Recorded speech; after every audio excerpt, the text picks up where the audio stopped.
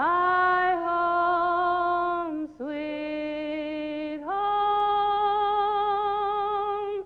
God bless. What I'd like to talk about today is remembering the spiritual side of life when good events happen, and especially when tragic events happen.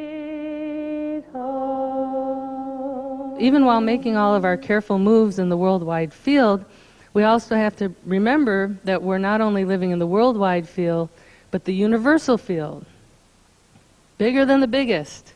Galaxies upon galaxies. I think they say that for every grain of sand on the planet, there are 100 galaxies.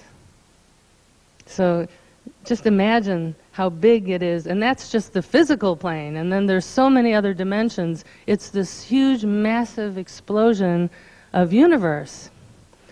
And if we can remember that bigger picture even while we're going through our personal worldly life, then this remembrance will help you to really learn what's available to learn from these events and feel what you're meant to feel from the events without being so entangled in the illusions of the events, what some of the sages called Maya, this illusion that draws you out of your higher knowledge and your greater awareness into fighting with somebody or feeling aggression or being fearful or angry. And who helps us to find the state of Mayic illusion better than the media? So I think one important thing for all of us to do as we're going through this event is to kind of filter out some of the media influence. You know, you turn on the TV and all you hear is, you know, these cruel, heartless attacks and lives cut short without reason, terrible tragedy, attack on America, the evildoers, the evil one, all these things. And it's nearly 2 months later and we're still hearing these kind of responses. And we're all kind of turning on our TVs, maybe not all of us, but a lot of people all of a sudden feel like in the morning they have to check the TV to make sure New York is still there. What did I miss? What did I miss? You know. And they want that. Now you have to understand how the media works. They're kind of like a defense lawyer who has to represent a criminal. It's their job to get more viewers. It's not that they're bad people. In fact, I've worked in the media quite a bit, and they're just great people in the media. But it's their job to get you to turn that TV onto their station again. And they'll use fear tactics if that's what it takes to do it.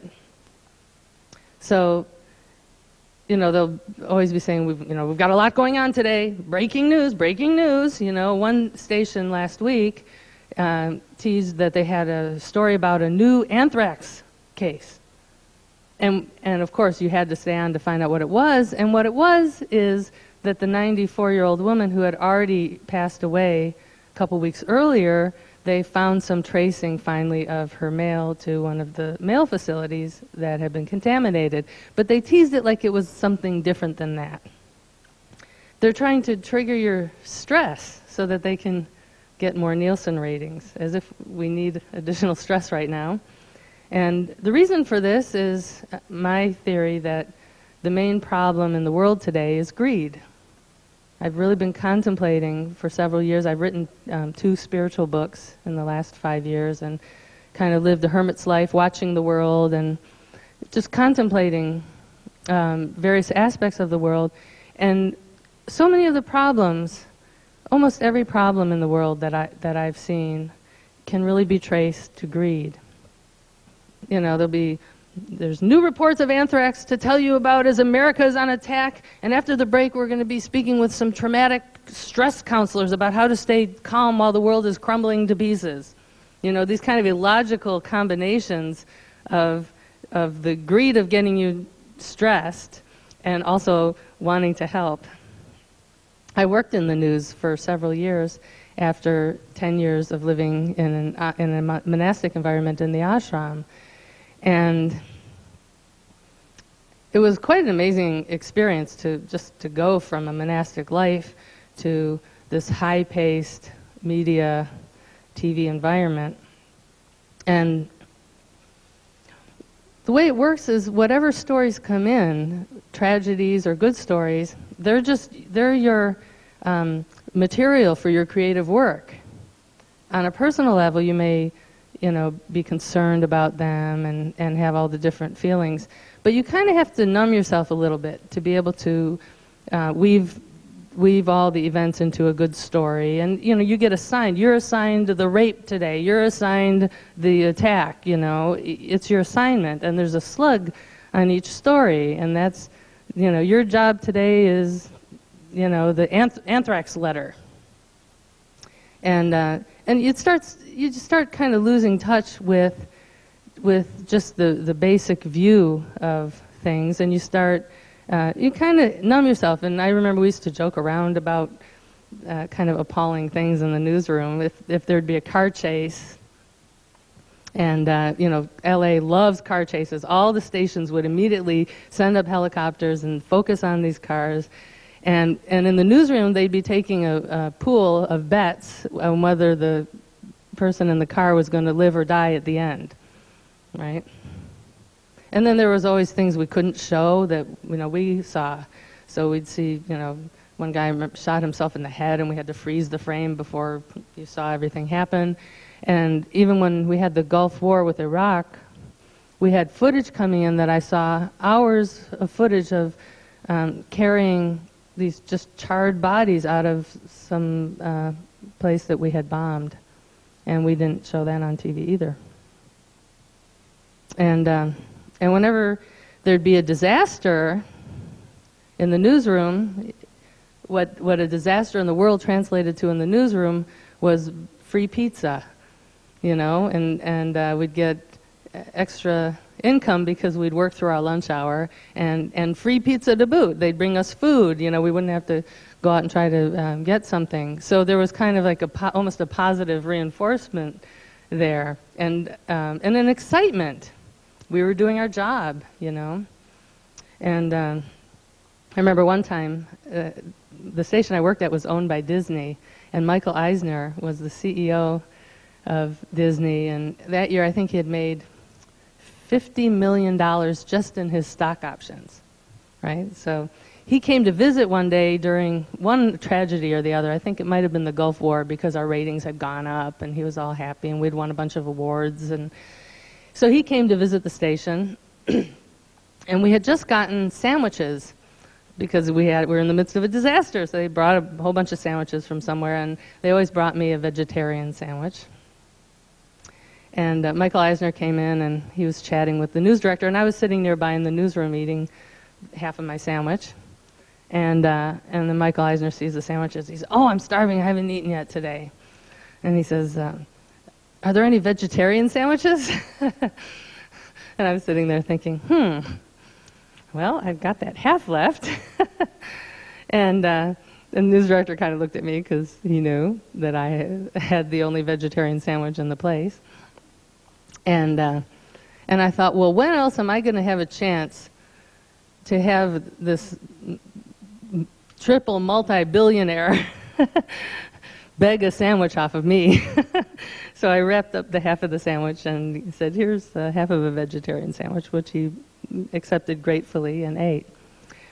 And when the riots started in LA, that was a really amazing event for me. I had never been in the midst of anything like that. And I think even what we're going through now is kind of minor compared to that experience on a day-to-day level. Of course, people in New York are experiencing the current events in the same tangible way.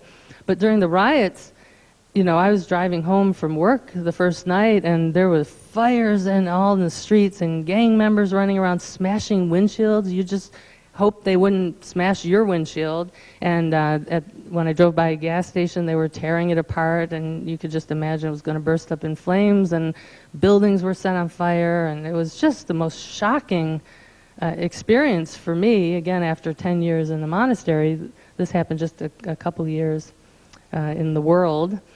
And then my friends who were the reporters were going out as if they were immune to being harmed, and they were driving right into the middle of all the gunfire and all the problems, and that some of them got hurt a little bit. One had a tooth chipped out when someone threw a brick through their van, and they were like hovering under cars, getting shot at, kind of like what the guys are doing now in Afghanistan. And I guess for a reporter, that's what you do, and that's when you're kind of at your best. And as I watched this, within a few days, there was all this violence everywhere, and you'd walk and you didn't know who was violent and who was hating you because of your race, and it was a very strange time. And in the midst of this, within 3 days, people started going into the inner city and helping to clean up. And so here in the midst of all this horrible violence and just terrible experiences was this kind of ray of light of people bringing, toilet paper and just goods, necessary items for all the people in the inner city, and helping to shovel and rebuild. And I thought, what an amazing juxtaposition of a blessing from a tragedy. Most of these people have probably never even been to the inner city, And as an artist, whenever I feel something very strongly, I like to find some way to express it in form, whether writing or video or music. And so I was moved to make a video that would express the anger that created the situation, but also acknowledge the ray of light that was coming through. And I called a friend of mine, Henry Iglesias, who had written a song about the Gulf War, that at the time I was producing a series for the news up there with local musicians would write songs about the war, and I would make kind of musical photo essays. And he had written a beautiful song for that, so I called him and I said, can you write a song for the riots? And he did. He wrote it. We talked about what we wanted to communicate in it, and we were on the same wavelength. And he wrote and sang this beautiful song, and I put together a piece that ran 7 days after the riots started, and it was also nominated for an Emmy, and I'm going to share it with you because it shows so nicely how blessings can come from tragedy.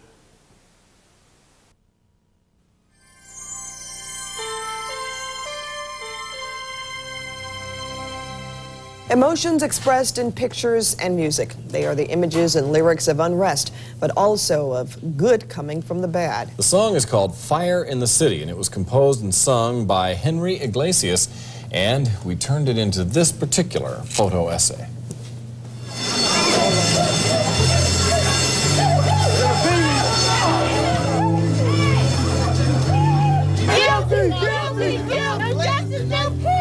The only thing you understand, Buzz, that's all you understand is Buzz. No justice in this damn place, no justice. Sweeping anger that awoke with a vengeance that was fierce,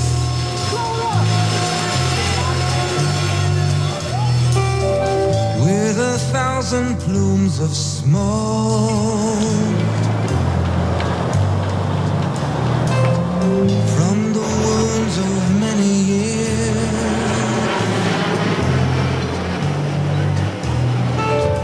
time was ticking like a bomb.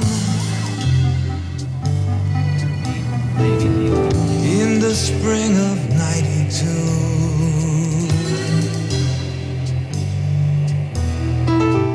the night fell hard, the siege was on. The fuse was lit and LA blue. But there's a fire in the city. Flames are stretching to the sky.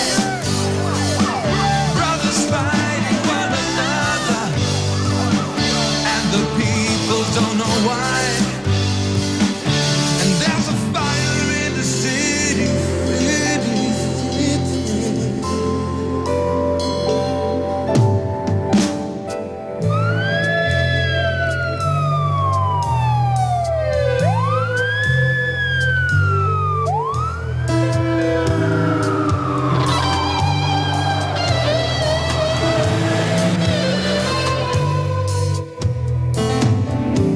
and said give peace a chance. If you want a revolution,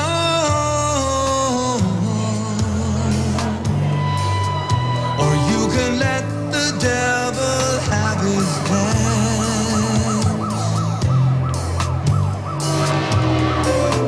But there's no violent resolution.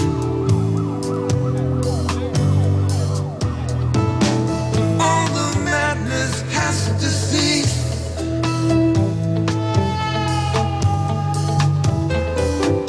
We must bend or we will break. We must all increase the peace.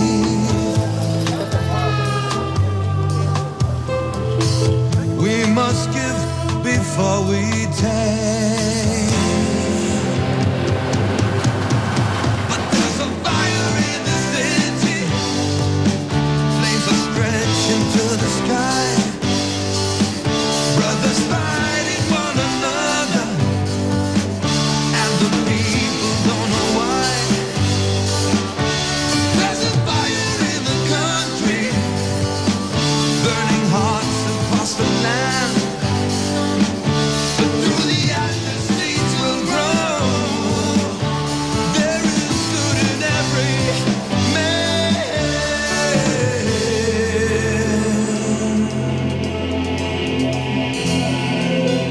There is good in every man.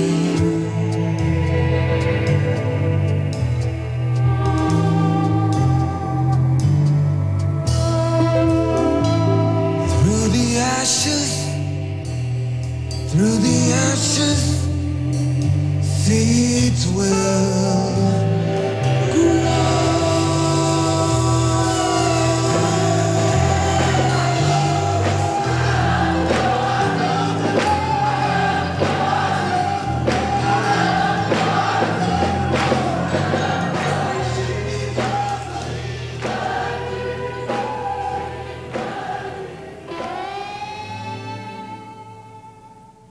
Beautiful piece there, done by Sharon Janis. Captured well by Sharon. That little girl's eyes said it all. It did. Very nice. Yeah, so you really saw how the power of blessing, and of course we saw that with this event too. There were so many blessings.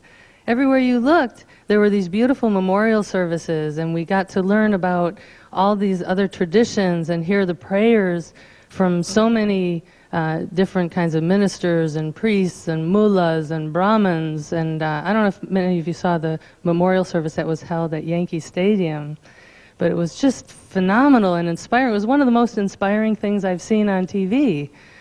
And a lot of the TV stations and movies stopped showing violence for a while, which was so refreshing. And I was just looking around and seeing all these good-hearted gestures and people just trying to bring some more good into the world. And all I could think was there's so many blessings coming from this tragedy. You know, it's like it's this 1% tragedy, but at that moment there was like 99% blessings coming from the tragedy. And one of the best blessings was selfless service, that people were offering their time. Celebrities were doing events to just offer their skills and their talents, just the way artists should be, you know, singers singing just to touch people's hearts and give something to the world instead of to try to get more money. Because as I said, I really believe that one of the main problems in the world today is greed.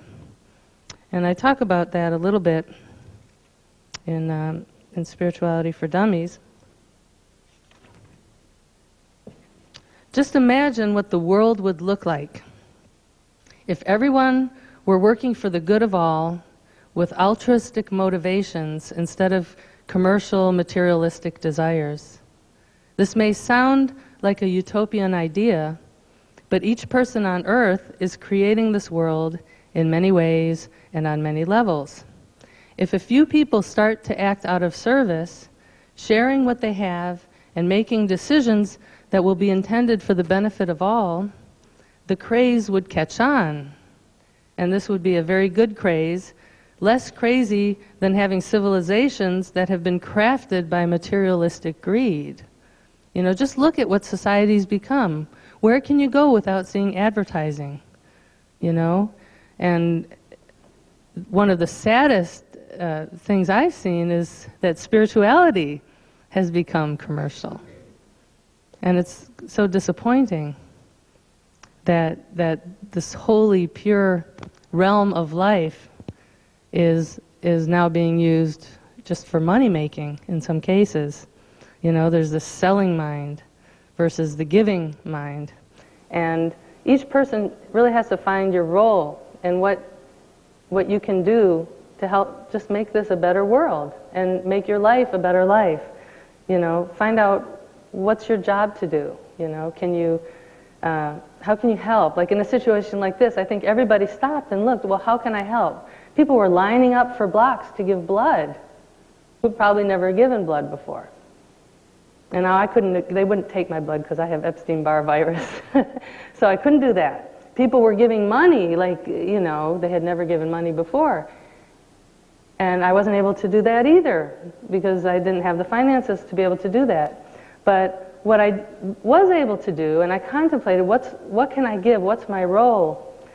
And what I came up with is that my job is to maintain the spiritual vision of universal perfection in spite of the worldly events that are going on.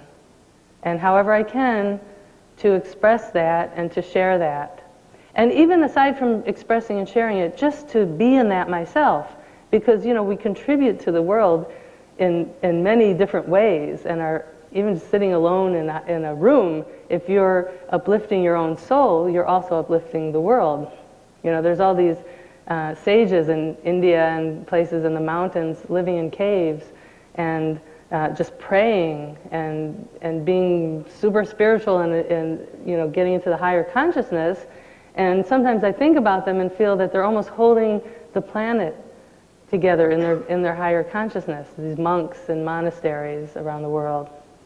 Because if you're not in politics, then you can't really help that much. I mean, I can give some opinions about the war, about, you know, I wish we weren't doing this, or I wish we would do this.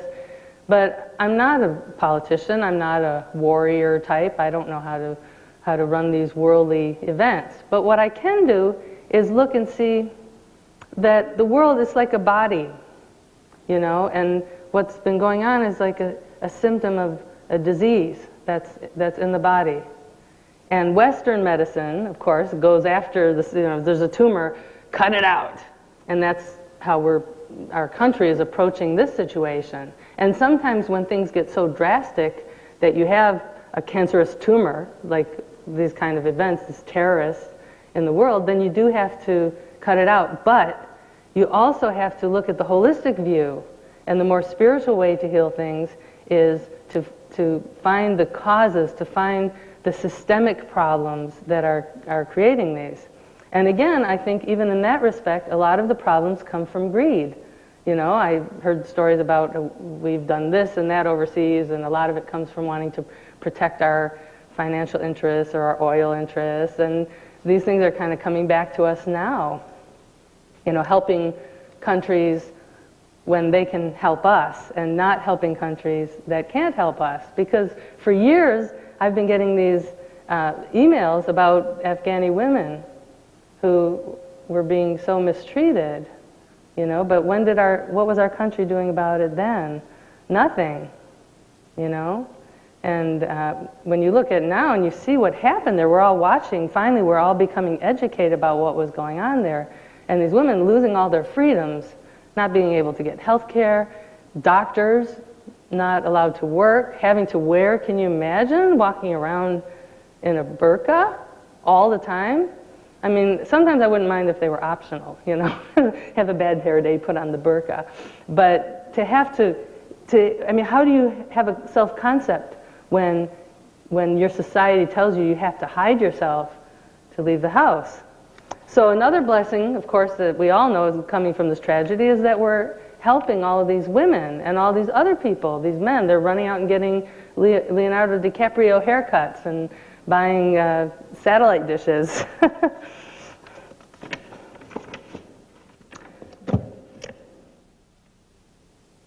And here's another way, another spiritual way to look at the trials of the world and also the trials of your life. Until your heart has been broken to the things of this materialistic world, you can't open your heart into the higher world. Now, I'm not saying that you should go out and try to get your heart broken or seek after trials and disasters so you can grow from them. Don't worry, the world is very good at creating just the right challenges for you. So one blessing that can always come from any trial and any tragedy is for you to loosen your dependence and your attachment to the material things of this world and rise up into a spiritual awareness that stays with you beyond this world, you know, the eternal nature of you. And if it takes a disaster to get you there, then that disaster was a blessing, because being in that awareness is more important than any worldly achievement or any worldly goodness. And that's why they sing, "My Lord, don't move a mountain, but give me the strength to climb. Lord,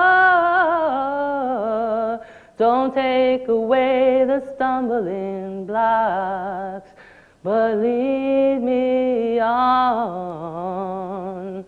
There are times when I criticize my life and I forget to praise your name, but I know inside you're standing with me and your love will never change. Oh Lord, don't move a mountain, but give me the strength to climb. And Lord, don't take away the stumbling blocks, but lead me on.